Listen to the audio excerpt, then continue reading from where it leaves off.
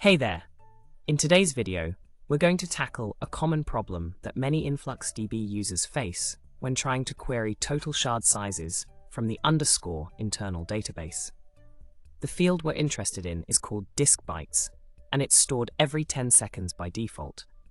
The issue arises when we want to query the data at a lower rate, such as once every 10 minutes, and have it return the first or mean value over those 10 minutes. Grouping the data by a time interval longer than 10 seconds doesn't work as expected.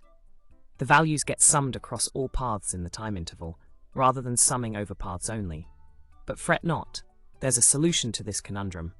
By utilizing a subquery, we can ensure that all the data is collected and summed correctly before downsampling to a more coarse time grid. The query involves using the first function on the summed disk bytes values from a subquery grouped by a 5-second interval, and then further grouping by a 10-minute interval in the outer query.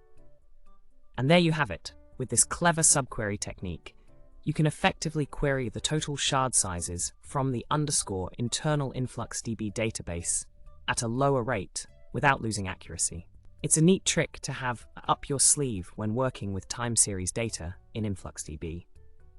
I hope you found this explanation helpful, and that it sheds some light on how to optimize your data querying process. Remember, if you enjoyed this video, don't forget to subscribe for more insightful tech tips. Like the video if you found it useful, and drop a comment below sharing your thoughts or any other challenges you'd like us to cover in future videos. Thanks for watching, and until next time, happy querying.